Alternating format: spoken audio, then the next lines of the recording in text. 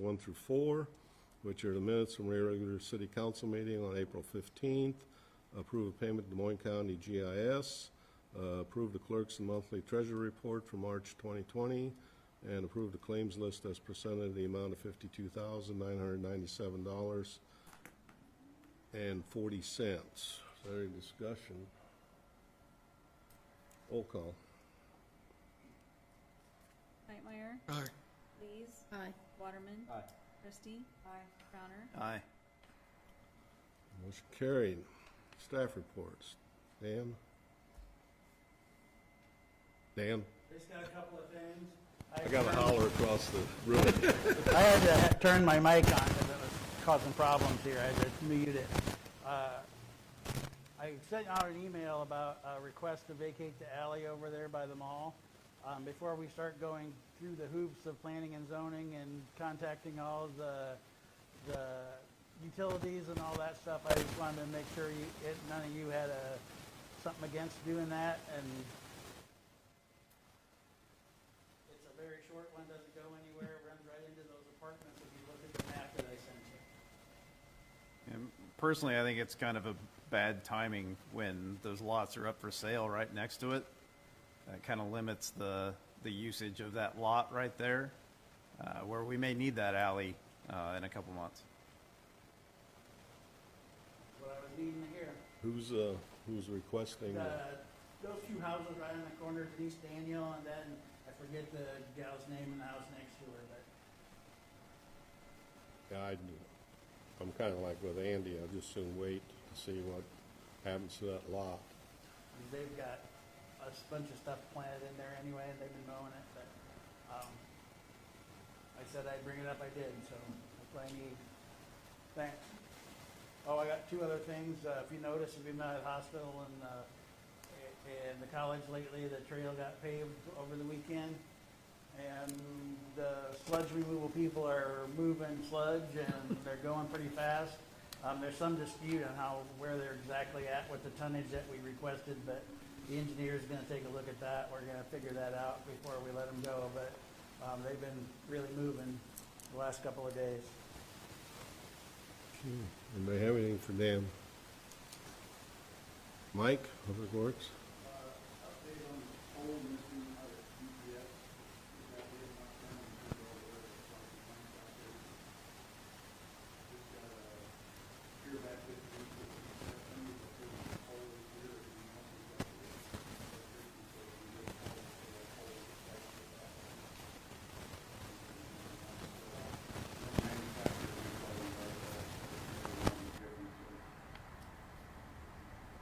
Tomorrow morning, the lights are flashing right now at Gear and Mount Pleasant. Tomorrow morning, we're going to be here finally to finish up the asphalt. Gear and Mount Pleasant, that section, we got that. Projects. Get it grinded out, go back tomorrow. We paint the stop off, and then we got the pods back into the traffic lights. That's Friday morning, we should have the lights back on finally, and then projects finished up. Do I have anything for Mike? The other thing I have too, that I talked to Dan, that sometime next week discuss it, the water on the pool. I'm down to crunch time to get the water chemicals and stuff in there.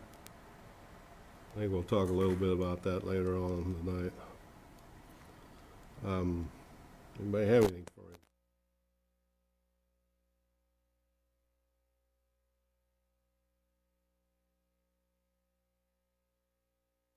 They completed the first step, and they're in the second step. Typically, it's about 4 steps, and each step goes up by like 25, 50, 75%. So they're working on about 50% load of the calls that they respond. They're still riding with their FTO, so that's kind of how that works. So they've been into it for 4 weeks now since Academy, getting out of Academy. So that's how that works with those guys. They work really well. Just plugging away. Just trying to get all their steps and all their training. The second thing is Tyler's here tonight. We'll get him sworn in. Right now, it's looking June 1st is when the academy date will start for him. They pushed it back a couple of weeks. So we're looking at June 1st to get him going, and it'll be 4 weeks of online training. And then first, moved to back into the academy.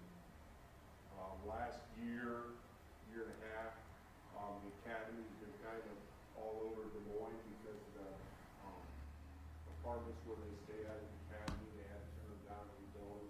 It looks like by July 1st, the academy is back in its original building there, so it'll be a lot less driving around for those guys, and it'll be a lot better for them. So, and then this week we're doing our annual firearms up there at Big Hollow, our qualifications.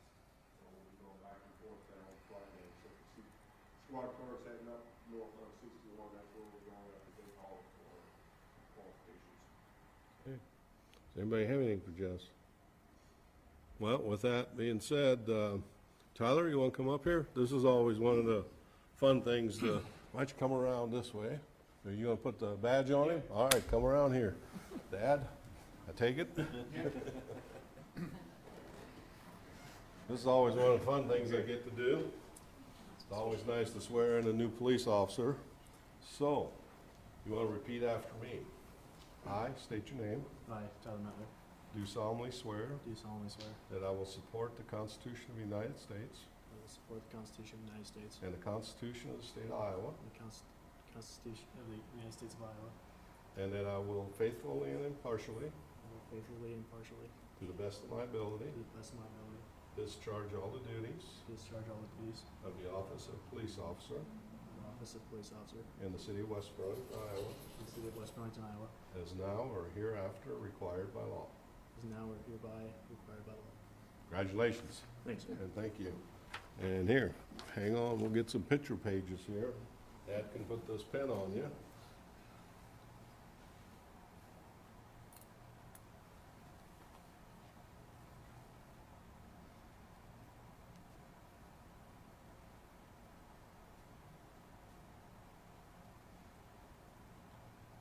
You know what, and I recognize sister, right?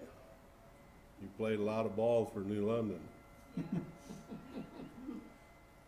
My granddaughter played against you quite a few times, volleyball, basketball.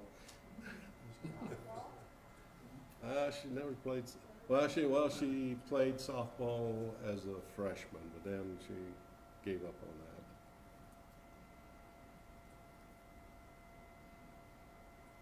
She did track. She liked track better.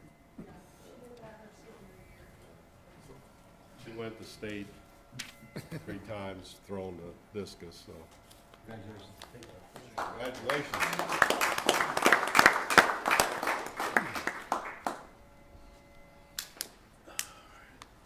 You're welcome to stay the rest of the meeting. Thanks.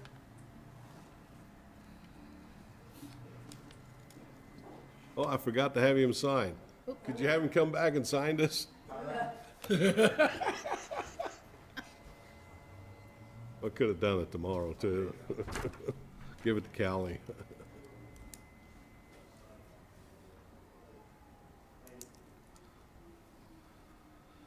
All right. Sean's not here. You have anything to talk about fire? I think he sent an email to everybody on what's going on with fire and building. Kelly, you got anything? No. Leslie, you're not in your spot.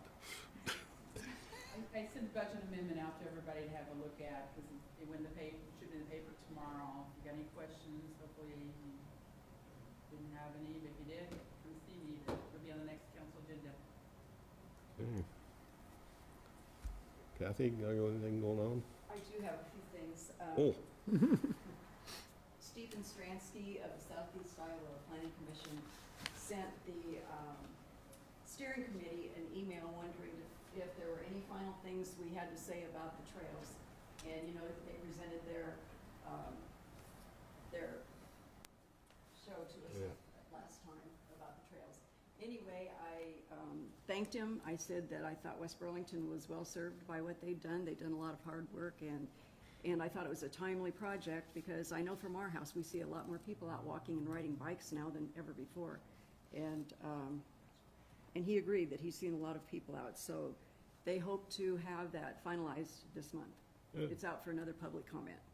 And then another thing is, a resident asked about an ash tree that he had removed in front of his house. What he wondered was, does the city have a replacement tree policy? So I asked Mike how many trees had been cut down, and he gave me a nice full report of a survey of all the city trees, et cetera. Well, anyway, so then I asked Dan, because of the money crunch, I know not to be trying to buy trees now, but I asked Dan if he could look into, maybe, are there organizations that can give us grants to be planting trees? And I know I was a member of Trees Forever in the 90s, and Dan did check with them, and they're through Alliant now, Right. and it's a $5,000 a year grant, but you have to have an organization of citizens, volunteers to do it, and we can't really be grouping up to do that now. So I think, I'm just saying all this now so that we can kind of put this on the back burner when we can all get together and form committees and so forth. The same thing, another idea I'd had was be a Tree City USA, be designated as one through the Arbor Day Foundation, maybe get trees through them. But that's another thing, you have to have a committee, you have to have citizen volunteers. So when we're able to get together and have people come in and so forth, I'd like to get back to that. And then the third thing was, I had another idea. This was something along the line of neighbors helping neighbors. I've had it in the back of my mind for a while. I was going to bring it up when all our budget talks and everything were over. But it came to me because of people being isolated and self-isolated. I was wondering if there were any elderly or infirm people in town that needed help. Originally, I was thinking for like snow removal and stuff, things like that. So I asked Dan, and he said he would look into it, and I also told him that the city of Duluth, Minnesota, on their website they do this, and they have it all laid out and, everything for insurance and all that. So Dan looked into that, and I think he's still looking into it. I found out that a lot of places, United Way already does that sort of thing. Ours doesn't seem to be quite as organized as like Oskaloosa's is. They have a whole website set up that does exactly what you want it to, but it was United Way that did it. So I'm still kind of working through that. Okay. But the United Way does have that, and they do have a website, but it's not near as polished and as easy to navigate Okay. as what Oskaloosa's is. But you can find it on there, but I'm not sure how citizens would know that you had to look there and find it. So we got to work Yeah. through that a little bit. Okay, yeah, I thought it would be nice to have a list of people that needed help and another list of people in town who would like to offer help. So that was my third thing. So I think that about covers it for this month. I think with Nancy Snot, with Alliant, she always mentions about the tree program. Who does? Nancy Snot, she's the Account rep. account, the business account representative for Alliant, and she always says there's that program available. But I didn't know it was restricted that you had a separate committee. And you have to, get this kind of through Trees Forever. I think if the city can do them, if you have a project, like if we were gonna do 100 trees all at once, I think we could put in a grant through Alliant to get it, but you can't just do Or one single- Joe over here and Mary over there. It doesn't work that way. My idea was more not to have volunteer groups do it, but to be able to get the trees from someplace and then have our public works guys plant them. That was actually my original idea. So, but we haven't found anything like that yet, a grant that would provide for anything like that yet. Not single trees is pretty Yeah. tough. And so they all want a big, huge project to make a big splash if they want to put their name on it, so. Okay. Andy, you got anything going on? Need to talk about 4th of July, but if it's all right with you, I thought I'd wait till item 12 and talk about it under finances. Okay. Okay. Sounds good. Chris? Chris? Well, being a fellow nurse, and this is National Nurses Day today, and we celebrate for a full week, I just want to congratulate my nursing colleagues on job well done. This is the year of the nurse. God forbid we would meet up with COVID-19, but we're strong and we'll get through it. And I just want to congratulate all the nurses out there and thank them for what they're doing. Al? Hey.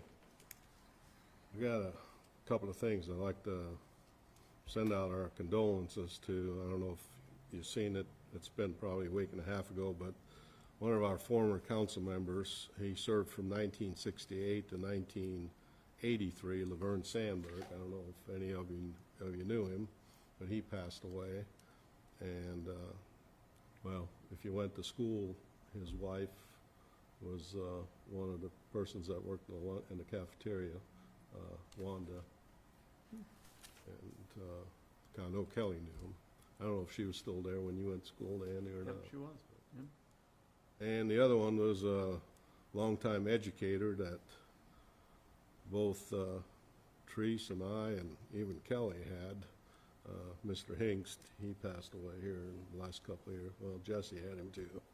So he was my football coach, actually. Tells you how long ago that was. So anyway, with that, I got these two proclamations to read. And the first one is the National Travel and Tourism Week, May 3rd through 6th. Whereas travel has a critical role in West Burlington, Iowa, and the nation's economic prosperity. Whereas a robust travel industry has provided significant economic benefits for the nation, generating more than $2.6 trillion in economic output last year, with $1.1 trillion spent directly by travelers in the U.S. and $144.9 million spent directly by travelers in Des Moines County. Whereas traveler has been the foundation of a healthy workforce, serving as one of the largest private sector employers in the U.S. Des Moines County travelers supporting 1.07 million jobs in 2019, including 26.14 million in payroll. Whereas spending by Des Moines County travelers has aided state and local governments alike, generating $9.2 million in tax revenues last year to support essential services and programs. Whereas meetings, events, and incentive travel have always been a core business function that helps companies strengthen business performance, educate employees and customers, and reward business accomplishments. Whereas leisure travel, which accounts for more than 3/4 of all trips taken in the U.S., spurs countless benefits to travelers' health and wellness, creativity, cultural awareness, education, happiness, and productivity and relationships. Whereas business and workers in the travel industry were some of the first and hardest hit by the economic crisis resulting from coronavirus. Whereas travel and tourism dependent businesses, 83% of which are small businesses, depend on our community's support through and after this crisis. Whereas the leaders of our state's travel and tourism industry truly encapsulate the spirit of our community and our nation. Whereas even while Greater Burlington cannot currently welcome visitors in person, the spirit of travel and hospitality remains the enduring ethos of the travel industry and West Burlington, Iowa. Whereas the spirit of travel will be a necessary and prominent component of our return to everyday life and must be supported and protected at all costs. Therefore, I, Hans Strauss, Mayor of West Burlington, do hereby proclaim May 3rd through 9th, 2020 as National Travel and Tourism Week in West Burlington, Iowa, and urge the citizens of Greater Burlington to join me in recognizing the critical role this industry plays in our community. And the second one, I have to read it off of the proclamation itself. Proclamation, Nurses Week, May 6th through 12th, 2020. Whereas the nursing profession plays a critical role in improving patients' outcomes, increasing access, coordinating care, and reducing health care costs. And whereas the depth and scope of the registered nursing profession meet the different and emerging health care needs of the American population in a wide range of settings, and whereas a renewed emphasis on primary and preventative health care will require better utilization of all our nation's registered nursing resources, and whereas more qualified registered nurses will be needed in the future to meet the increasingly complex needs of healthcare consumers in this community, and now therefore be it resolved that we, the West Burlington City Council, do hereby proclaim the week of May 6th through 12th, 2020 to be Nurses Week in the city of West Burlington, Iowa, and ask all residents of West Burlington to join in honoring the registered nurses who care for all of us. And be it further resolved that the residents of West Burlington, Iowa celebrate registered nurses' accomplishments and efforts to improve our healthcare system and show our appreciation for the nation's registered nurses, not just during this week, but at every opportunity throughout the year. Signed this 6th day of May, 2020 in West Burlington, Iowa. And I definitely want to say thank you to all the nurses, you included, Trace, Thank you. that, have dedicated their lives to this, profession, and especially at this, this time with having to deal with COVID-19. I've been married to one for almost 48 years, and I still don't let her come close to me with a needle, so.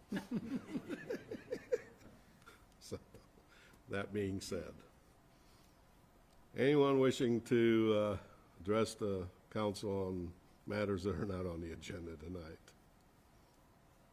Okay, we'll go to old business, and that is consider approving memorandum of understanding with the City of Burlington for Division 2 of the 2020 West Avenue, Gear Avenue, Dalbar retrofit project. So you can see they did some revisions in it, changed some of the percentages of what we're all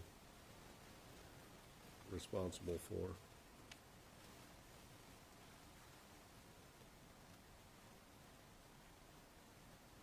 They changed the things we were concerned about back to more of the third, two-thirds.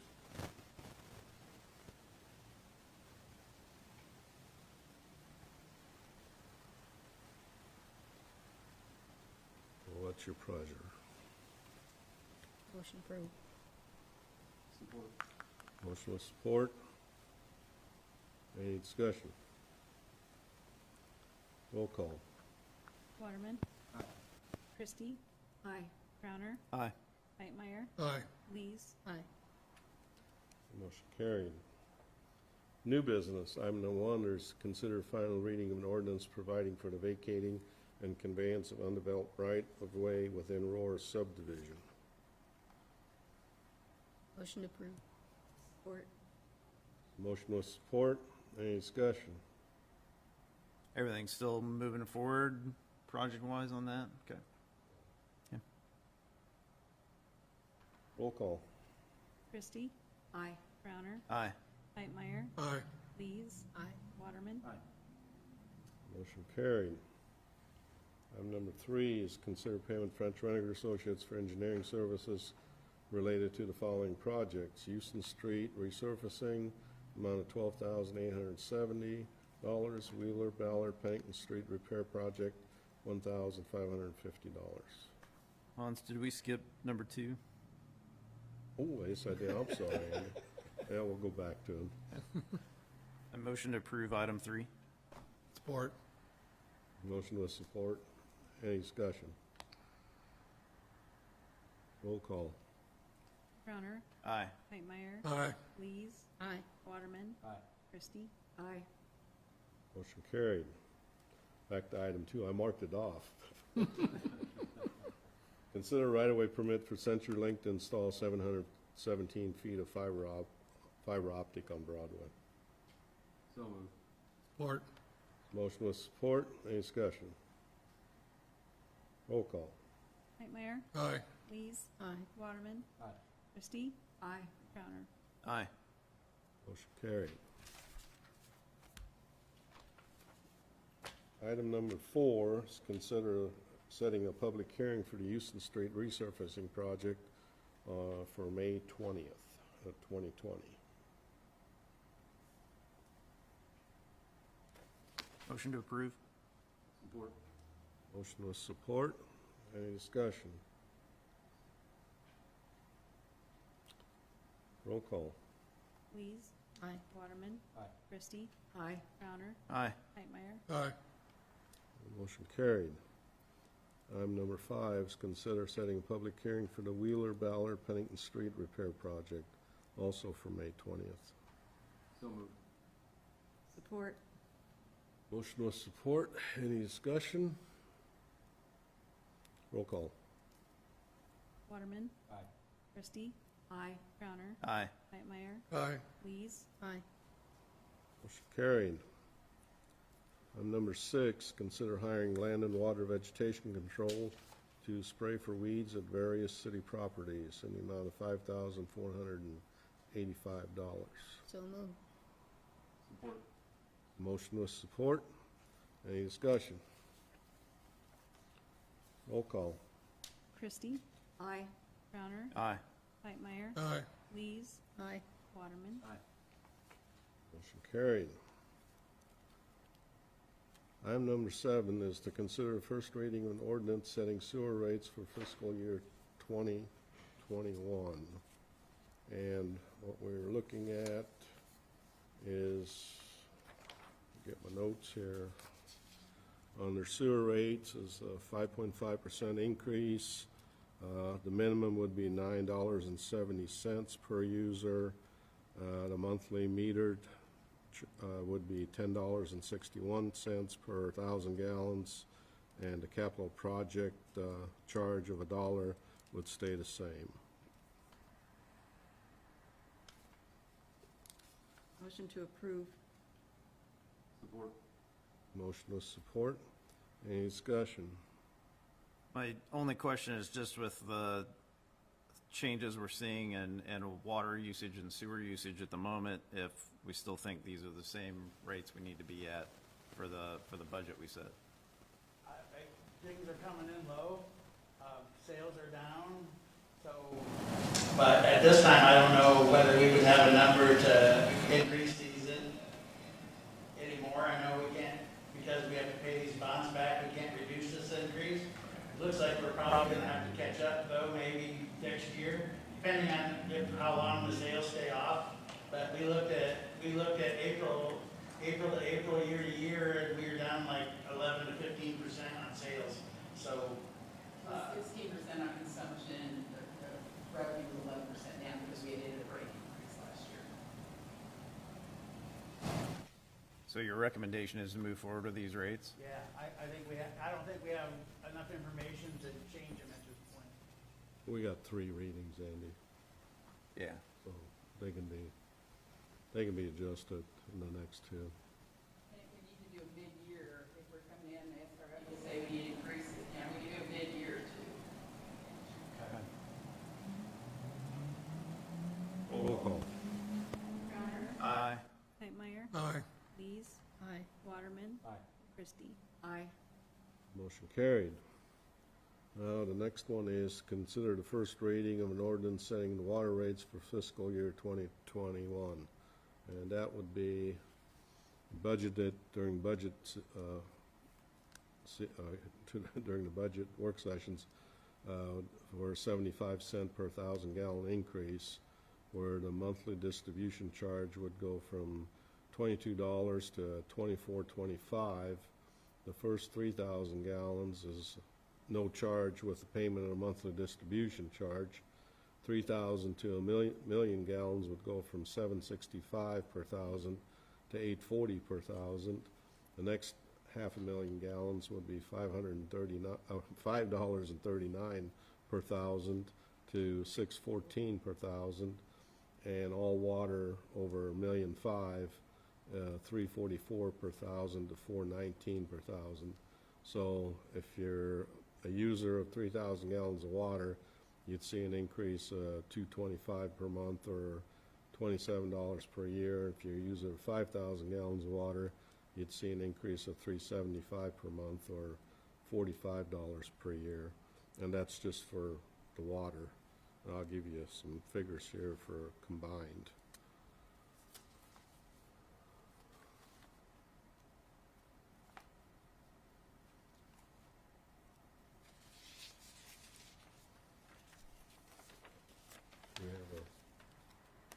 We have any motion? I didn't think so. So moved. Support. There's a motion with support. Is there any discussion then? Roll call on that. Whitemeyer, Aye. Lees, Aye. Waterman. Aye. Christie, Aye. Crowner, Aye. Motion carried. Item number 9 is the first reading of an ordinance setting the recycle rates for fiscal 2021, and that would be, at present time, they're $3.85 per month. It would go up a dime to $3.95 per month. And there's no increase in the garbage rates this year. Motion to approve? Support. Support. Motion with support. Any discussion? Roll call. Lees, Aye. Waterman. Aye. Christie, Aye. Crowner, Aye. Hightmeyer. Motion carried. So if you, a total increase for the water, sewer capital project, garbage and recycling, based on the water usage, if you use 3,000 gallons a month, your increase would be about $4.50 or $54 annually. If you use 5,000 gallons a month, it'd be $7.10 per month or $85.20 annually. So, just something to think about.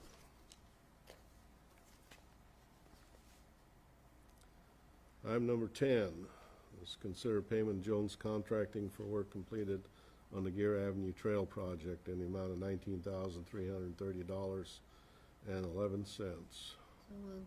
Support. A motion with support. Any discussion? Roll call. Christie, Aye. Crowner, Aye. Hightmeyer. Aye. Lees, Aye. Waterman. Motion carried. Item number 11 is to discuss the redevelopment of the vacant lot on West Burlington Avenue. And with us is Ryan Nagrocki, developer, and Mike Norris, the guy that runs Southeast Iowa Regional Planning Commission. You guys can hop up, but you can stay 6 feet apart if you want.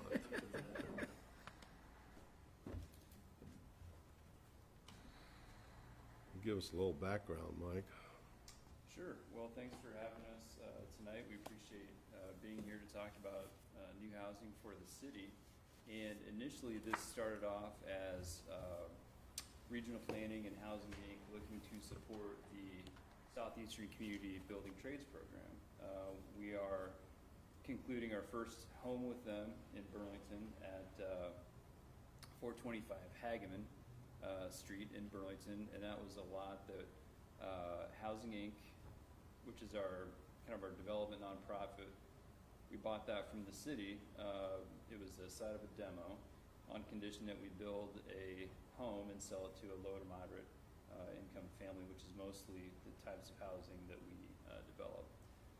And so we wanted to find ways to keep supporting them. We're also supporting the Central Lee Building Trades Group, and it's just a way for us to support general activity in Southeast Iowa, help us redevelop our neighborhoods, because it is difficult to build a new home that costs much more than the surrounding homes. But we still need these new homes, so we're trying to figure out a way to keep the price down.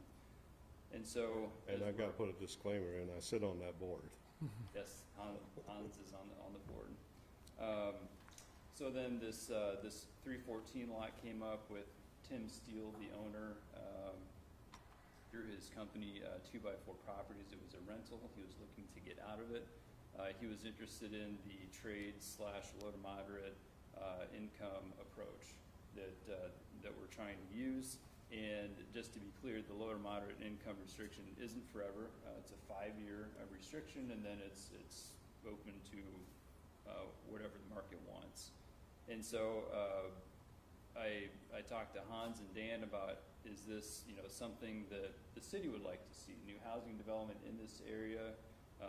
So we just had some initial conversations, knowing that we had that we would eventually come to the council to talk about the project. So as we move forward, SEC, Burlington, and West Burlington are looking to work together as a whole trades group to build a house. And we were kind of angling for this lot. It looks like they're going to use another lot in Burlington near the Edstone Middle School. So our present house in SEC is, we're in month 20 right now. And I didn't hear that, what? we're in month 20 of that build. Typically, we try to do it in 12 months or less. So it's a great thing, to work with the students, but there needs to be, I guess, a conclusive timeline to finish the construction, sell the home, move on to the next project. We don't want to be working on a house for 2 years. And so, so then we said, hey, what can we do with this lot? So then we entered into Homes for Iowa, and this is a statewide initiative I helped start with the director of Iowa Prison Industries, and what they were looking for was a way to train additional offenders past their existing programs and train them in building trades through an apprenticeship program, and then find a way to sell the homes. These are super great homes, 2x6 construction. We have professional carpenters supervising them, doing the apprenticeship training, and it's really a great message and a lot of wins in that program. So we started looking at that house for this lot. Very attractive homes. We've had great reception. We've moved 2 homes already to Jefferson and to Perry, Iowa. And so as we continue to move forward through the project, we wanted to work with the local developer and have them, instead of Housing Inc., going out, taking the bank risk and coordinating all the development, what we're trying to do is to populate more projects, which we can do by not doing all the work ourselves, but by kind of pollinating projects so we can eventually get more housing done. So Ryan was very interested to work with Homes for Iowa Home, also very open to the trades concept. So if there is some way we can have trades classes over to experience some of the build, I think that would be an additional win. That isn't kind of the central purpose of the project, since they have another project going on. So what we're asking for tonight is assistance from the city to put low to moderate income housing TIF dollars into this project, so we can keep it affordable for a low to moderate income person or family to buy that home. And so we need the money really to keep that cost in an affordable range. And then Great River Housing, which is our housing trust fund, we would then put in down payment assistance to that project, which is a non-payable loan. Just means that they pay the money back at 0% when the house sells. So a disclaimer, I sit on that board also. We started with... Hans is on all the boards. We started with the housing board, and then we moved into the Inc. So yeah. Could you repeat that again about the down payment? Yes, Great River Housing Inc. is, we manage that as the region's certified local housing trust fund. And there's 28 in Iowa, and we serve 4 counties here in southeast Iowa. And so we raise a local match and apply for state grants, and then we deploy those, and we do down payment assistance, we do owner-occupied rehabilitation, we build new homes, we support upper story housing, and that's all income qualified, low to moderate income. And we've got a rehab going on here in West Burlington right now. Just down the street on West Burlington Avenue. And we've done 24 previous, I think, all in this area here. Yeah, we've done several. So apologize for kind of bringing in a lot of different groups and ideas, but it's to do this kind of an affordable project. It usually takes several different parties and entities working around the same the same purpose and idea. What's the definition of low to moderate income? So it's 80% of the area's 100% income limit, and I thought you guys might ask, so I brought it up here. So for one person right now, it's just under $39,000. For a family of 4, it scales up, and it's $55,500. And we have sold houses. We've done a lot of down payment assistance for people in this income bracket. So that's why we want to get the house down to back, so that, when we think about backing into a mortgage, we can say, well, if they're making this much, they can afford this much. But this is also a fit for perhaps a retiring couple or older couple or person that wants a main floor living situation. The Homes for Iowa houses are all on 1 floor living, where all the utilities, all the bedrooms and the bathrooms are on 1 floor, and it has a full basement. So it's adaptable for a family that wants to grow into the house. If they want to finish the basement, or if it's an older family that wants to maybe age in place, they can live on the first floor completely. And so, so I think we've got a wide footprint of people or families we could sell the home to, and we'd really like to see a new house on that lot on West Burlington. I do have some questions. Go ahead, okay. Okay, so this house would be from approximately 160 to 170,000, Yeah. okay? And then I looked on your Homes for Iowa website, and it said your goal was to keep the price at about 125. That's kind of a community-aided model where that's kind of a bare-bones house. That's no garage on a crawl space, free lot. There's a lot of, things in there that's kind of what we imagine could be possible. The project we're talking now doesn't have all of those factors to it, and that's why the price is higher. Can I follow up on that real Sure, fast? sure. So the price to the low to moderate income person is $160,000 to $170,000? That's our anticipated sales price. Where does our $40,000 go then? So basically, the $40,000 goes to reduce the price of basically write down that higher construction cost. So if it costs us $215,000 with everything included, to buy the lot, to demo the house, to cut the trees, to do the basement, the garage, all the stuff. If everything adds up to $215,000, the $40,000 goes in to drop that price to the buyer. Okay, so the 160 to 170 is after you take the 40,000 off that we would And then invest. that's also plus our Great River Housing $7,500 down payment assistance, and that's how I think there's a sources and uses in your packet too. So, and did I hear you right, that down payment is actually just a loan, but it's a 0% loan? correct. Okay. Yep. So they don't make a monthly payment on that, which sometimes messes up the underwriting. And so we just let it sit as a second mortgage. When they sell the house, they pay us to clear the lien. So West Burlington would be giving you 40,000 of our TIF money, which that's what it's for, is for the Right. low-income housing. First, I want to say I've been on a housing commission, and I'm all for affordable housing. And in the state I was in, every city was mandated to provide X number of low-income housing. So we had low-income housing coming and going constantly. We're really busy. But on the other hand, is this house fully equipped? Does it have the flooring and the appliances and everything? So this house, when it is shipped from Newton, it will be fully complete and assembled except for floor coverings and home appliances. We will put those in when it gets to the site, but the offenders, through the apprenticeship training program, it's a complete house. It's plumbed, it's wired, it's got the HVAC, the cabinets, and the cabinets are also built by Iowa Prison Industries. Okay. So And I would say it's probably a 95% plus turnkey home when it's delivered. it does have then the flooring and the appliances once it gets here. Correct. Okay.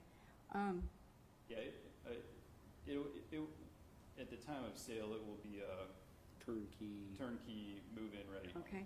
So at 160,000, say, which is the lower end of what you're estimating, at 3.8% mortgage for 30 years, that's $1,095. And I can't see too many low-income people really being able to afford that. So if you back in, so what I did, I kind of modeled some of these numbers, and the income limits that we originally discussed have changed a little bit to this 38,000, but if you take the 38,000 limit, a bank's going to usually look at your housing cost should be no more than 30 to 33% of your gross income. So if you do that, that is about $1,065 a month. So that's kind of where we've modeled that. Now, we may potentially need to get this cost down to meet that $1,065. It probably needs to be closer to about $147. And then with this down payment grant, then the $7,500 grant would additionally buy that down to about a mortgage of $140,000 actually. But so the cost, that's where we kind of came up with that. I don't know if that answers your question, but No, I just want to second that. I mean, that's a $160,000 home. That's more than most of the homes here in West Burlington, minus some newer construction, some of the bigger homes out near the mall, those kind of things. That's more than a lot of the new homes that were just made when we tore down the old middle school. So, and we're talking about a pre-manufactured home being brought in, and we're talking in an area where I doubt you would see that home sell for that amount because the houses around it are not worth that much. So I have those same concerns that, you know, is there an option where there's a $120,000 option? So, yeah, so I think the big thing with this is you gotta realize if you look at the lot cost and the lot prep on a lot of those others to get those down to that 125, you know, we've got $25,000 in here for the lot, and you've got that amount in there, and you know, you don't have to do porches and garages and things like that, to where you could get it down to probably 110, 115,000, but with these additional costs in there, we can't do it. What's the cost for this lot? So we paid $11,000 for the lot. It was basically the assessed value. We're going to tear the home down, and then there's some trees that we need to deal with, some cut and fill, and so that adds up pretty quickly. Basements are running around $30,000 in the area, and then we have our flat work. We put the driveway in, the garage is an extra cost. We have to run utilities to it, and then you're doing the extras like the entry into the house, a back patio perhaps, things that up. I can understand all that, but I guess my concern is if we're going to be using our taxpayers' dollars, which is what we're doing, to subsidize someone's house, I want that to be a low-income family that can't get a house some other way. And I just can't imagine, honestly, that a low-income family, what I consider a low-income family at $39,000 a year, can buy $160,000. We have approximately 90,000 in there, so we could kick in more than 40 to get that down there. If that's council's goal is to get somebody in at a lower income, it would just be more of our money going into it. The other thing I'm looking at is after 5 years, that goes to a market rate, and the higher value of the house is more tax money for us, basically. Yeah, the current assessment, I think, is $29,000 on that current house. Pardon me? The current assessment on that house that's there is just over $29,000, so the assessment would obviously increase. Mm-hmm. And that's true what Dan said. There are two ways of looking at this. How much can we get to make more money for the city? But right now I've got another hat on. How do we provide a house for an honestly low-income family, which I think is the mission. The goal of it, yeah. The goal of yeah. the whole thing. And I just don't think a $160,000 house is the thing to be doing for an honest low-income family. One of the things that we've seen over time working with a lot of income qualified financing projects is that it's not only what you're looking at their income. They may own their house. We may have a family in the area that has owned their house for 20 years and has equity in that house.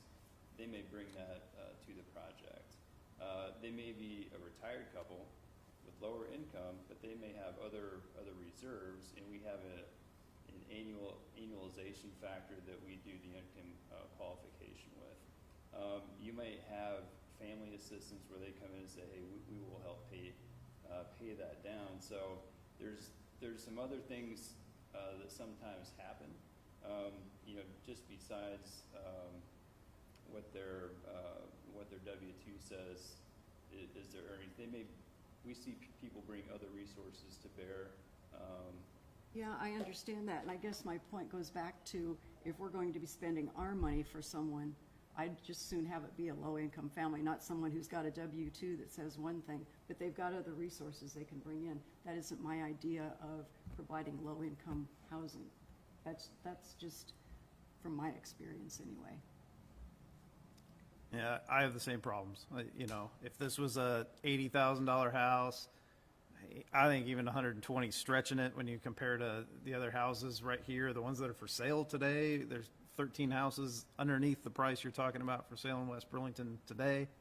So I have a hard time just spending $40,000 on it. And Dan, I know you're talking about this 90,000 we have, and that sounds like something we should probably do a work session on and talk about how council sees that we should spend this money to best serve our community. But you know, I like providing this assistance to those that need it. This just doesn't seem like we're actually helping someone that needs it. I mean, frankly, I think I have one of the nicer houses in this town, and my house is $160,000.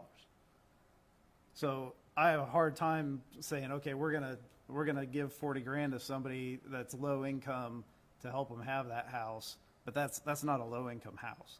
I'd rather build two of them half that size.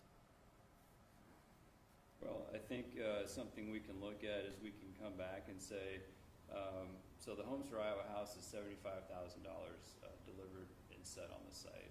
And so I think there may be some other things that we can look at. We can subtract a garage. We can put it on a crawl space instead of a basement, and that can shave some costs off. So, so if the council would like to see an alternate proposal, I think we should prepare one and see if that, I guess, answers some questions. How long have we been sitting on that LMI money? Quite a while. It grows every year because we transferred a couple of projects that were mandated that use that fund every year. It's every year, it grows every year. Well, I guess I'm kind of the one that started this ball rolling, because when that house was donated to us and we got rid of it, there was an empty lot there, and then the next thing I found out that the neighbor next door was willing to give it to somebody, and we could, and that's when I approached Mike about maybe putting, you know, the building trades, letting them work at it, or a prison home on it. And we've done a lot of, given a lot of grant money through Housing Inc. and Housing Trust to have homes redone in this community too. And I just can't see arguing about over $160,000, over $140,000 home, because it will be a brand new home sitting there, and it's going on the tax rolls, and it will be to a low to moderate income family, or one person, or a couple, or whoever, and we're sitting on $90,000. I agree, I'd like to use the money, but I want to use it for, in my opinion, for what is an honestly low-income family. So if you go back to the sources and uses here, I think it's on page 3 of your packet, the hard construction cost just for this home that's proposed on a full basement, so just hard cost on it, not including land, was about just over $155,000. So that does not include the lot, any site prep, things like such. And so, you know, I mean, if we could find, maybe there's another place that this works for, you know. Maybe this isn't always the right site for it. Or we go back to the drawing table, and because I don't know that, I think you got to look at my perspective too, as the developer taking the risk from a financial standpoint, and putting a home on a crawl space with no garage, things like that. It is going to change that hard construction cost a little bit, not dramatic enough, I don't think, to make the marketability of that home to somebody. So that's just kind of some of my other thoughts too. So. Well, and I think maybe we're not giving you know, some of the families within this income range enough credit. Where if we have some hardworking people that have saved up money and they're looking for a house like this, maybe they should have the chance to buy it. And the income is the income. If they have a home equity, if they have saved up, if they have no credit card debt, no car loan, they're going to have a lot more room to buy that home. And I think there's people like that fit into this income range that may be looking for that opportunity as well. And what's the upper end of the income that you're talking about here? Family of 4 was just over 55,000, I think.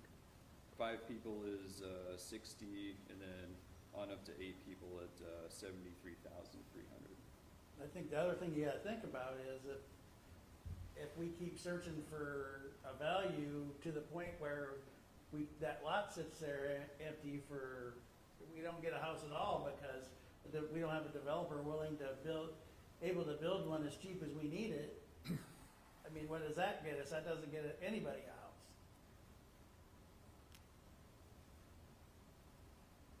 I mean, Ryan would be the one to tell you how cheap he can build a house, and I haven't heard much of anybody being able to put anything together for less than 150. Looking at the workforce housing grants and any of that stuff, you're always talking about this price range. That's just what a new house costs to build. Which makes you wonder if you should be building new houses for low-income families then, if that's the cheapest you can do it. Maybe we need to be spending our low-income housing money for. Well, and I hate to bring up the dirty word, COVID-19. There's a lot of people that are just skimping by, and they're not going to jump right out there and get a house loan. I just don't think this is the time to do it. And I know we have 90,000 LMI set aside, but we've got a lot of houses in West Burlington that belong to elderly that can't afford a new roof. And I think the money would be more well spent to keep those people here and help them with their financial struggles of a roof or siding or windows or something like that. I'd like to divvy the money out a little more to the West Burlington residents than offering a prefab home to a low income. And quite frankly, I don't think they could afford the rent or the taxes after it's built and they get in there. And then they're stuck. They can't go up. They cannot increase their income level within that 5-year time span because then they're ineligible. So then we're just having them not. No, they're only qualified once. We don't do an annual qualification, so there's not a penalty for a raise if they qualify up front and then they get promotion or a raise or something else, and that doesn't count against them. So they can make more than low to moderate income, and it only affects them when they first buy it. It's an initial qualification. Yeah, I thought I'd read the same thing that there was a 5-year. So if the 5-year is if Item number 5. If the Smith family buys it and they're qualified in year 1, and they want to sell it in year 3, then another income qualified family would have to buy it. They don't have to stay within that range for 5 years, but any income qualified family would live in it for 5 years. Okay. I could have explained that a little bit more clearly. Ryan, obviously you and I are just getting into some of this stuff, but do you think even a $170,000 house right there at that location is going to sell? I do think you have to, you analyze that, but I think me there again, I'm bearing the risk, right? So number one rule in real estate, right? Location, location, location. And for an infill lot, I like that location. I think being that alleyway back to the park, I think is very nice. A lot of the homes there around it are nice. I think your question may be down the road, are we punishing somebody by buying a home at X price? Are they going to be able to get out of it in 5 years? I think that's your question. And yeah, plus paying taxes on a home once it goes up to the 210, 215 or more by that point in time, and they can only sell a house because the ones around them are going to be worth 80 to 100, 120 tops, so they've got one that doesn't match the neighborhood, but they're having to pay taxes on that. I think I would say similar probably kind of to where the school was too, though. A lot of those homes around it, there's more density there with newer homes, I suppose. You could kind of have that same argument there, but when you have total hard cost all in of $215 and they're sitting there, 160, and they've gained equity over time, as long as they can get back their, what their hard money in it was, or gain, I think they would be able to. And there's also a new development going in behind there, so right behind that lot will be all new houses too in a certain number of years. So it's not going to be sitting there in the same spot. 10 years from now, hopefully that field's all full of new houses in 10 years. So when I read item number 5, guys, it says that the home will be sold to a low to moderate income person or family with permanent financing not on contract and remain income restricted for 5 years. That doesn't apply that they can't have a higher income wage? What does that mean? So it means that there's a one-time qualification for the family that buys it, and if they buy it, they have to be qualified. If they live in there for 5 years, year 6, then there's no restriction. If they want to sell it in year 2 through 5, that next family also has to be income restricted, and then they have a one-time qualification. So for 5 years, any family that lives in it has a one-time income qualification at the time that they buy the house.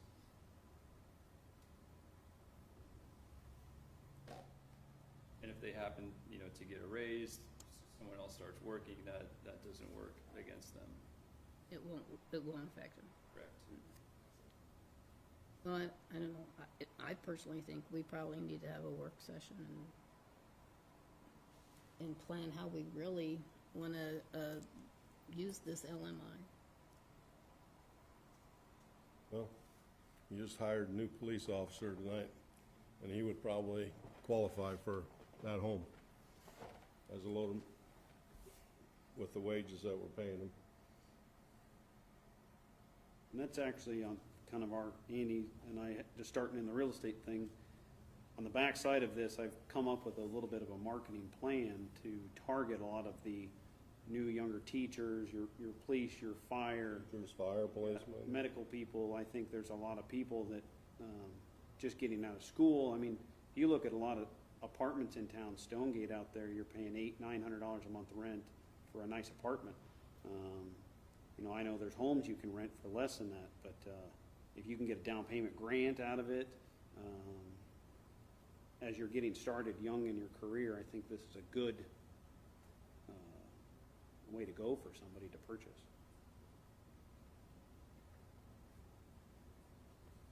I guess I just have a problem calling a $160,000 house a home for low income. That's just my problem with it. What would a house like that cost you in California? What's what? What would a house like that cost you in California? Like that? About 700,000. But this is West Burlington. I understand, but you gotta look at reality once in a while. And I was on the housing commission there, and I saw what happened. I saw people qualified for these loans. Low-income people did. They couldn't afford that, even low income. And then they'd end up, that's why we had the 2008 housing crisis, because institutions will give you the money, and you'll be in over your head. If you're a low-income person and you're buying a $160,000 house, I would really want to talk to that person, because I've just seen too much of it happen. I will say, so disclosure, I used to work at Two Rivers Bank, and so I work a lot with Ben Lands. He's a mortgage lender there at Two Rivers Bank here in Gear, out on Gear, and he's very familiar with the programs at regional planning, but he's also very diligent about the people that utilize those programs and making sure that we're doing the right thing. We don't want to put people in a house that 3 to 5 years later they can't afford it. And so I know when I worked at the bank at Two Rivers, and that's where I'm trying to funnel things, because they understand the program, that we're going to do the right thing. Our goal is not to stick people in there because it sells. We want to do the right thing for people too. And so I think, so I understand that, but having an eye for that. Dan, could you send us information on what that $90,000 can be used for? Sure. I can do that. We can use it for rehab, for current houses, for, like we've done programs before, to rehab homes for income qualified people. But anything we do has to be in that range. But it's pretty open what you can do with it, as long as the recipient is income qualified.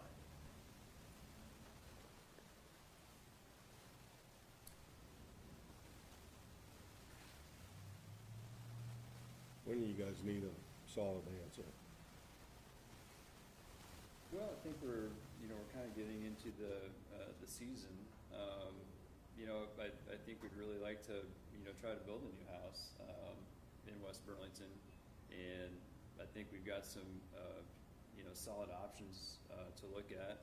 I don't think we're ready to walk away whatsoever. I think we'd like to find some kind of a balance that works for, what the city council, their outlook is on what you should use the TIF money for, what you feel good about, what leverages the city in the future, what gives people more housing opportunity. A new house in West Burlington could mean someone moving out of an existing house in West Burlington and creating an opening for someone else to move into the community, or a new home buyer. So that's, I think, really what Ryan and I are after, is trying to create an opportunity for somebody, and that one opportunity could lead to one, two, maybe more down the road as things cycle out.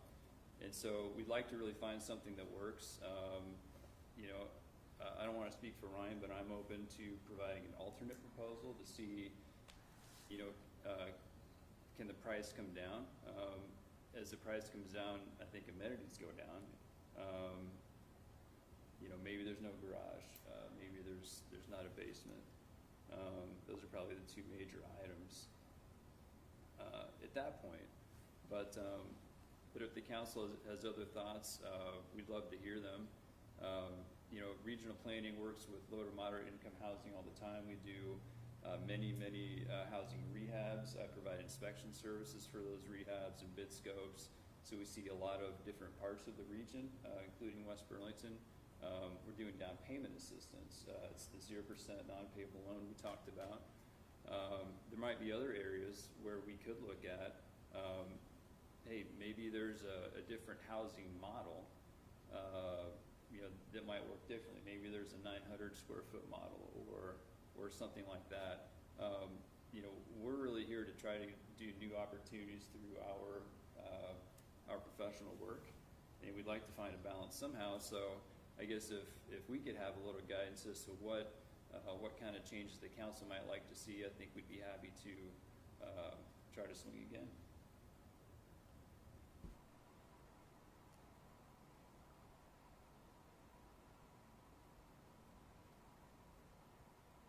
I think hopefully you've heard that from at least some of us, that, I'd like to see it more aimed at what I would consider low to moderate, which I don't think, at least in this neighborhood, that price range is. And then we haven't really talked about this, but I'd like to see other options of the builders of this. And I have nothing against that program. It sounds like an amazing program. I just don't like being the guinea pig. So to be house 3, or maybe by that time 4 or 5, I'm not sure that's where we want to put our money. I understand the thinking on that. Actually, we've had a really great rollout on the houses. We actually had only one hairline sheetrock crack, moving the house 100 some miles. And so, the build quality, I think, is phenomenal for the first houses, but they are $75,000. And so, I had a conversation with Brad Quigley up in Louisa County. He's a county supervisor and also entrepreneur home developer. And he's saying, look, I can build on a slab for roughly that same price and maybe control some more costs. So, so that those houses, maybe they are too expensive for some applications. I do know that doing stick build, we just did an 1,100 square foot home in Keokuk. We bid it out 3 times trying to get the lowest price. With students building the garage, we're in at $170,000, and that's everything in. That's not anybody else getting paid. That's just paying our contractors. And so to stick build, it is going to cost, and it's always surprising what it costs. In Donaldson with Central League Trades Groups, with them doing all the labor, custom labor, we're looking at 100 and it's hard to keep it under 200. We're trying to sell it for 195, and we're cutting some things out. So the reason I bring this up for the council is that when you talk about new housing, what are low to moderate income opportunities. If you're looking to stick build, it is expensive. And so then I think the question is, what kind of new housing is an option? Is home ownership an option?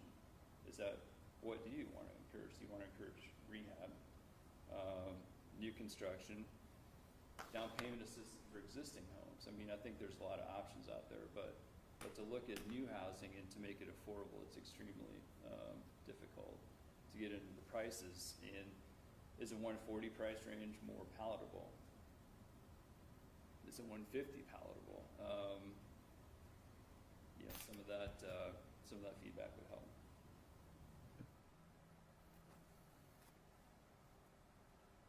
Yeah, I gotta give Mike a lot of credit for working to get this prison housing started. And it took a couple of years to get it going, and he got the governor on board. She designated $1 million towards this, if I remember correctly. Iowa Finance Authority gave us a $1.2 million startup grant. Yep. Sounds.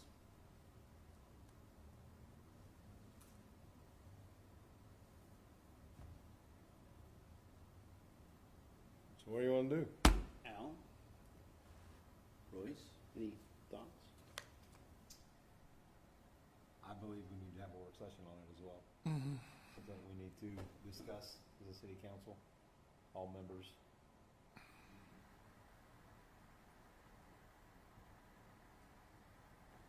Okay. Somebody like to make a motion to table it, and we'll have a work session on it? I'll motion to table. Support. Okay. Do a work session. Okay. Well, if we can Once you try come back. anything in the meantime, we're more than happy to provide some, thought experiments or options or otherwise. So happy to help. Thank you. Thank you, Thank you. thank you. Thanks, Ryan. Thanks, Mike. Yep.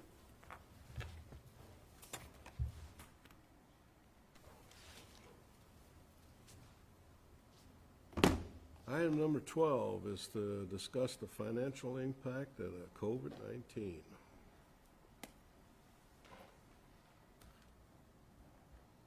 As I said, Don't sit back there. Can't hear you from back there. I'll move up. And Leslie, too. We both can't sit at that same microphone, that's not. Well, not at the microphone, but you can sit closer. Yeah, I don't think we're hearing your microphone anyway. Well, that one doesn't go through these speakers, but it's going out on the air apparently. But this one will work. As I said in my my Friday memo, I was originally concerned about local option sales tax and road use tax, but some of the spending we have slated in there, if we put that off, like the $80,000 for the alleys, if we look at doing that instead of this construction season, because we were going to do it after July anyway, if we look to see where we're at, like maybe next June-ish, because no one knows what's going to happen yet, for sure. And then we can decide, and maybe we do, maybe next June, if things come in better than we think, we can do 160 and we're right back where we're at. But if things look bad, we can just do the 80 the next year, and we just push the whole project back a year. Because road use, that's really the only thing big major expenditure we're taking out of road use, is that we're taking $50,000 for that, $80,000 for that alley project. And that's one fund that you can't go in the red, and it's really strict.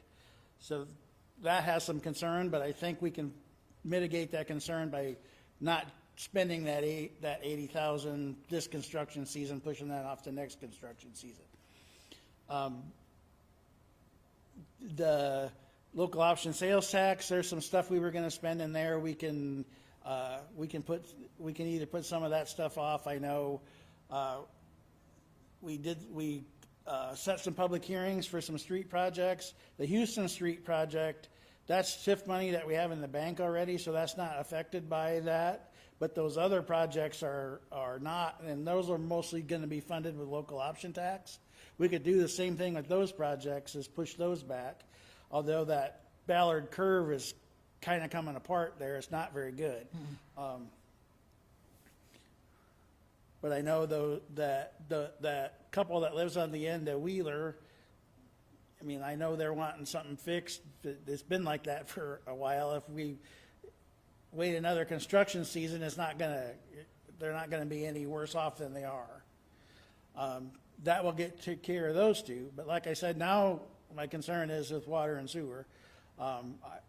Leslie made a good point that we could do a mid-year change if we need to. So we could look in 6 months, see where we're at when we project it for budget purposes anyway, around December, January, when we get ready to do that.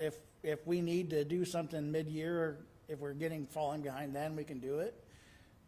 We can do another ordinance and do that and fix that. And I'm hoping that comes around. I think a lot of it is, we had a lot, looking at April, I think we normally have a lot of flushes at the school that we're not having.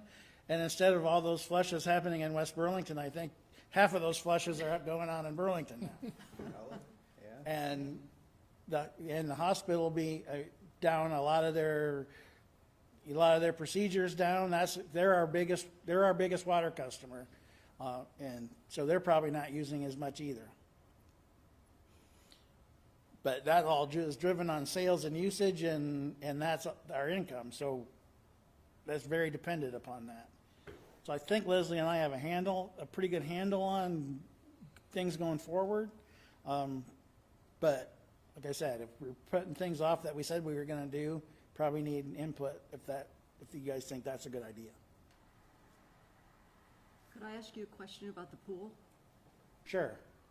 If we don't open the pool, I'm just wondering about the contract, because I don't remember how that goes with the Y. Do we still owe them? How do we pay them if we don't open it? You know what? I don't think anyone, when we wrote the contract, I don't think anybody thought that we were going to have a pandemic and have to think about not opening it. But I think if they don't open, I wouldn't think they would have any expenses, and they wouldn't need our $30,000. But we don't really know that. We don't know that, but we'd have to negotiate. I mean, Okay. they've been So- always really good to work with. If they don't meet our 30,000, then how much more on top of that are we still spending? I talked to Gina about a week ago, and we kind of left it as we would wait a couple weeks to see, because it kind of depends on when school opens. Some cities are like, we're not even going to open because if school opens the 1st of August and we can't open till the 1st of July, then there's not much point in it. But again, we don't quite have all the information we need to make that call yet. And so they haven't decided if they want to open or not. They were going to kind of go with because they have a board too, so their board's dealing with the same issue. Yeah, but We're not only gonna save that 30, but we will save all of our other expenses and chemicals and everything else. Well, they pay for those. They pay for all those chemicals we pay for a little bit as startup, but those costs, all those operating costs gets pushed off to them.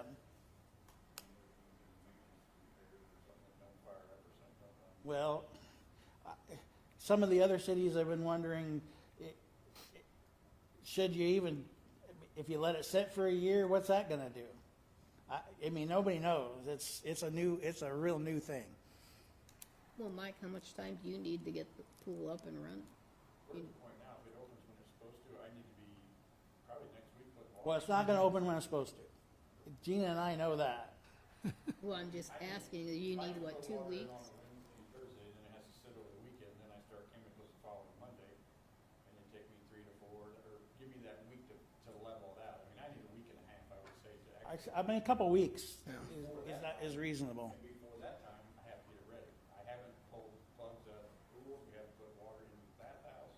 We don't know any leaks or anything that might have froze yet, because I haven't put water to anything until I know what I'm doing, so. I mean, I think Gina and I discussed that we'll work through this, and they'll give us the time we need. I mean, they'll tell us when they're thinking about it, when they would like to, and if we can't make that, we'll say we can't make that. I mean, it's up to us when we have it ready for them. Well, I don't have any problems with trying to push projects as far into the fiscal year as possible to see where we're at. And obviously, I think we're gonna have a better picture every month that goes by here, where we're gonna be. So I don't have any problem with that.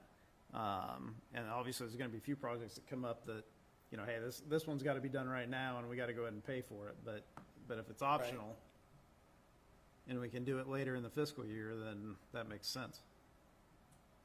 Do you foresee a big effect on our budget for next year with this virus? It's so open, I mean, we don't know if it's gonna be a second wave in the fall. Right now, they're thinking on road use tax that it's, traffic's down 40%, you know, what's the, new car sales are gonna drop. It just depends how long it goes on, if we have a big second wave. They're saying, projecting right now, maybe a 25% reduction in road use tax every month, as long as it's going on, but nobody knows. With fuel as cheap as it is, when they open it up, everybody might just go drive a whole bunch and then they catch back up. I don't know.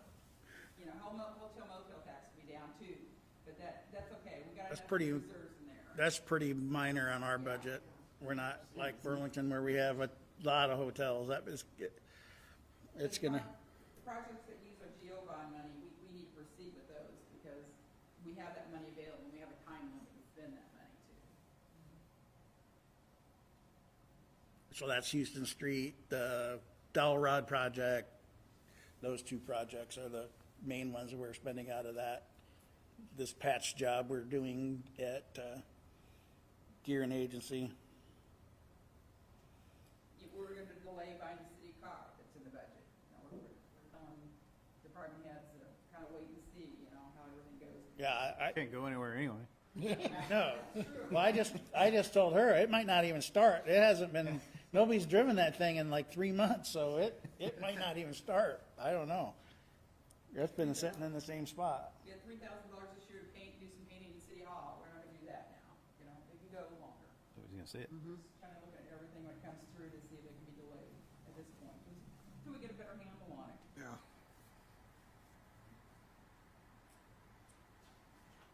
Do we have to do any layoffs? Are we at that point? No, I think with that stuff we're moving around, I think we're okay. If we can push those projects off, because And then what are you gonna do with the guy that emailed Hans about his alley? I've got Mike trying to take a look at, see if we can do something on the cheap, but we'll see. Every alley, there's rivers from the garbage trucks and they're all going to hell. On that one, we're gonna send Royce. Money's an issue. I mean, my only choice here is to go rent some kind of a grinder for a even loader, get a roller, and try and do what I can do in that one area. But if somebody sees me doing that, they're gonna wanna know, I think the emails are gonna come in, why aren't you doing my alley? I think so we're gonna end up. Yeah. Yeah. But I'm here to do whatever you want me to do. Just tell me. Well, now might be the time to pull the sanitation truck out on the streets and get him out of the alley. He might get that accomplished yet. I think on the 600 block, they are out front, aren't they? No, because On they the see other him back side they out of are. the alley every Tuesday. They back down into the alley between the Deans. park. Yeah, back behind the pot. Yeah, well, you're on the other side. Huh, You're talking about the park side. I'm Yeah. talking about on the other this is side. the other side. They This is go all the way between, to Dean Street's north, they can go down the alley, Yeah. so. And come out around. when I drove down there today, I can't remember if I seen garbage cans or not. They stop right at Dean Alley, that's the street that goes east-west, they stop right there from. Yeah, but I came from Long Meadow on down. Yeah. To Deems. I went from Long Meadow to Deems. And I can't, They'll run that to Deems, but from Deems to Van Wees, there's no alley, then those people put them out on the streets. I mean, that one's kind, you make the argument with that big hump in that one that it's worse than, it's worse than mine. I've got potholes in mine, but there's not a big hump. I mean, that's why we put the 80,000 in, because that's part of the seal coating project, is every alley will get ground regraded, re-rolled, and relayed. Well, it's been that way for 20 years and getting worse and worse and worse. And if we got to push it 1 year because the world was falling down a little bit, I think people will understand. Yeah. But at least now we have a plan in place that hey, we Right. are gonna fix Right. this going forward. I think people can give us, 9 months. Yeah, I'll forward the emails to you. What? I'll forward the emails to you that I get. I get them too. I'll forward them to me. I'll gladly forward every one of them to you. People need to understand too, when you pull a rainwater and I go out and put rock, then you got muck. As soon as the car comes down it, you got a hole again, and it's not level. There's no way to fix this without completely grinding them, relaying them, and rolling them. I'm sorry, but I cannot fix this problem on these alleys without going and renting machines and trying to do pieces here and there to make people happy. I mean, it's not, there's nothing I can do with what I got.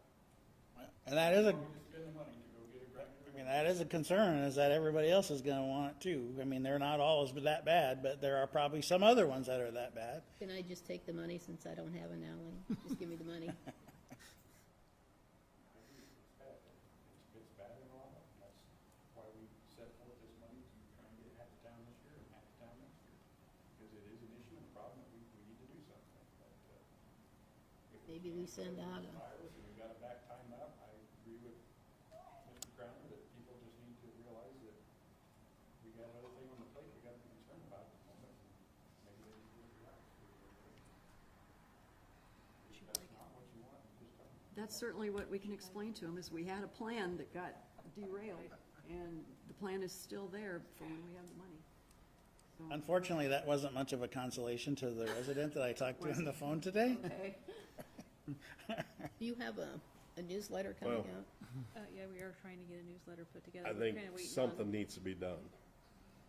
When I'm driving that little go-go car of mine and it high centers, and something needs to be done. So, I don't care what you do with it, but something has to be done with it.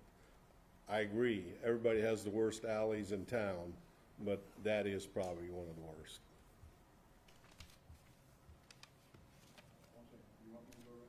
Let's get me prices and let's see what it's gonna cost, and Just I'll get some prices. email you out on Friday and see what you think, but. But then the other thing too is what maybe these residents need to realize is that when we do these projects, fixing these alleys or streets, maybe we start doing some charging, Assess 'em? assess them. Let's get, you go to Burlington and you got an alley there, Burlington doesn't take care of it. Property owner has to.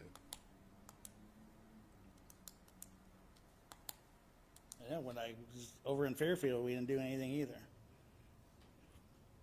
That's why I think I'm glad that we put that in the budget this year and that we made a long-term plan, and I think a lot of reasonable people would see that and go, okay, hey, we're glad you're taking steps and doing this, but I can understand if you fall on your bike yesterday or whatever happens to you, that might not console you, but I'm glad we are doing something. It'd be nice though, if we could figure out something with the garbage trucks where it's not. I was gonna say, we mentioned something in the newsletter that to help preserve the alleys until we can really get into them. How would you feel about moving your garbage trucks to the street I would feel and horrible. see what, It does not work for like my house. I have no place to, set it by the Set it. curb? I set mine on the curb. I mean, I could set it out the curb, but after that, I have a fenced in backyard, right? Clear past, in the grass, out past, between our yards and Exercise. around. Look how many steps you'll get in. That's what my alley's for. See, it's not your convenience, it's saving your alley. I won't argue it. I don't know, someone's gonna have to budge somewhere. Well, if I can have a couple minutes Yeah, for 4th of yeah. July stuff. Yeah. Just going to give you my opinion. I don't think it makes any sense for me right now today to plan on having a 4th of July party like we normally have it. There's no way I can tell the future, and so the more I do and the more I spend and everything right now, the worse of a hole I'm putting myself in if it doesn't happen. So here's my current thought, and just kind of looking for head nods. I plan everything that I can do that is possible to do while social distancing. And to me, that would be find a way to do the fireworks and possibly do them out west near the mall. So we can be in the Farm King parking lot, the Target parking lot, the Westland Mall parking lot, and people can be in their cars and watch the fireworks. I think I can find a way to do the parade similar to how the teachers did their parade and change it. It's not going to be one street. We're going to have to go down through the mall, people be in cars, go buy houses instead, and plan for it that way. I think we could still bring in a couple speakers and have them right here in this room and do a streaming kind of 4th of July ceremony right here in these chambers. But I think that's about it. But I do think it is important to do something still.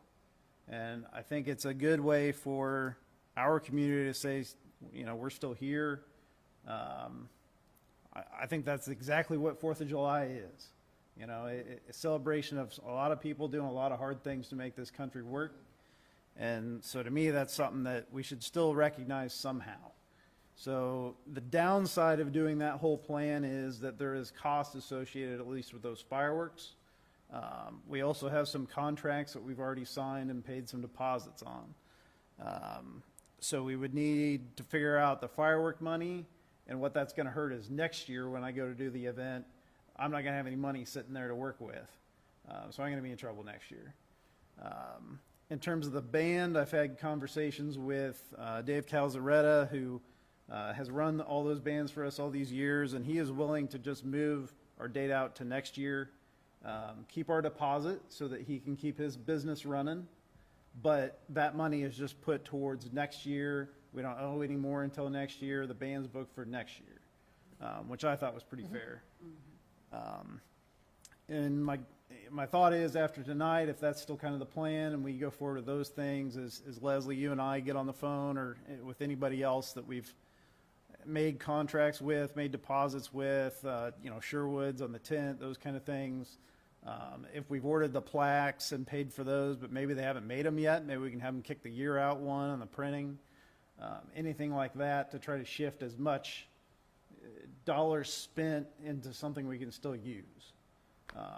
But then I will be asking, okay, for me to make that work next year, I'm going to need a little more seed money again to get this up and going. If we need to plan to pay that back to a fund or whatever, we can do that. But that will spend any money that's in that fund this year, and we'll be down to zero just by the fireworks. Well, and maybe businesses next year will put in a little more. I think that sounds like a good idea. What's the latest you have to, before you really make hard decisions? Honestly, we probably need to do it tonight.